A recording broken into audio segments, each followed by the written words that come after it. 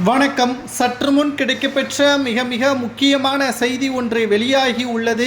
திராவிட முன்னேற்ற கழகத்தின் ஆட்சியை கலைக்கக்கூடிய வகையில் ஒரு மிகப்பெரிய ஒரு சம்பவம் அரங்கேறியுள்ளது. செந்தில் பாலாஜியின் உடன் பிறந்த சகோதரர் அசோக்குமார் அவர்கள் சடலமாக மீட்கப்பட்ட சம்பவம் பேசும் பொருளாக மாறியுள்ளது.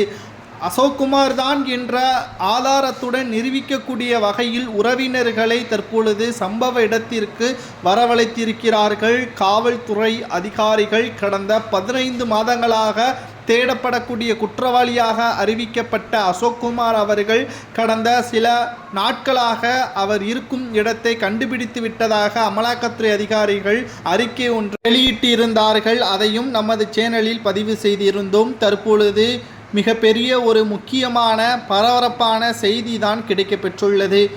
திராவிட முன்னேற்ற கழகத்தின் மிக முக்கியமான நிர்வாகி வீட்டிற்கு அருகில் ஒரு சடலம் கண்டெடுக்கப்பட்டுள்ளது. அந்த சடலத்தை அசோக்குமார் அவர்களாக இருக்கக்கூடிய வாய்ப்புகள் இருப்பதாக காவல்துறையினர் சந்தேகத்தின் அடிப்படையில் அவரது உறவினர்களிடம் தெரியப்படுத்தியிருக்கிறார்கள். ஒருவேளை இது அசோக்குமாராக இருந்தால் இதற்கு முழுக்க திமுகவை சார்ந்தவர்களாகத்தான் இருக்கக்கூடும்.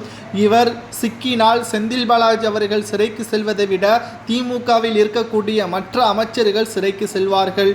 அதாவது 2021 சட்டமன்ற தேர்தலுக்கு முன்பாக அதிமுகவின் ஆட்சியில் போக்குவரத்துறை அமைச்சராக செந்தில் பாலாஜி இருந்தார். அப்பொழுது 100க்கும் மேற்பட்டவர்களிடம் வேலை வாங்கி தருவதாக செந்தில் பாலாஜியின் தம்பி அசோக்குமார் அவர்கள் பணத்தை பெற்று செந்தில் பாலாஜி வாக்குறுதியும் கொடுத்தார். ஆனால் வேலையும் வாங்கி தரவில்லை.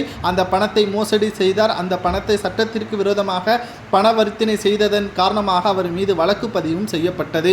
கடந்த 15 மாதங்களுக்கு முன்பாக ஜூன் மாதம் 24ஆம் தேதி அமலாக்கத்துறை அதிகாரிகள் இரவோடு இரவாக செந்தில் பாலாஜியை கைது செய்தனர். அப்பொழுதும் அவர் 2வது குற்றவாளி தான் என்று தெரிந்த பிறகு அவரது சகோதரர் அசோக்குமார் அவர்களை தேடுதல் பணியில் ஈடுபட்டு வந்தார்கள். இன்று வரை கிடைக்காத காரணத்தினால்தான் அவருக்கு ஜாமீன் கிடைக்காமல் பல நாட்களாக நீடித்து நிபந்தனையில் பல்வேறு நிபந்தனைகளுடன் ஜாமீனும் செந்தில் பாலாஜிக்கு வழங்கப்பட்டது.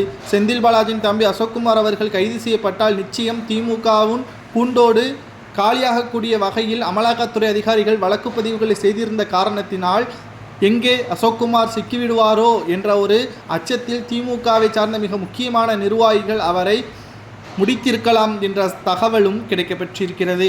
இன்று மாலை உடல்நிலை பரிசோதனைக்கு பிறகு இது யார் என்ற தகவல் வெளியாகும். இது ஒருவேளை அசோக்குமாராக இருந்தால் சொந்த தம்பியே பறிகொடுக்கக்கூடிய நிலைமைக்கு செந்தில் பாலாஜி அவர்கள் தள்ளப்பட்டார் என்ற தகவலும் கிடைக்கப்பெறும்.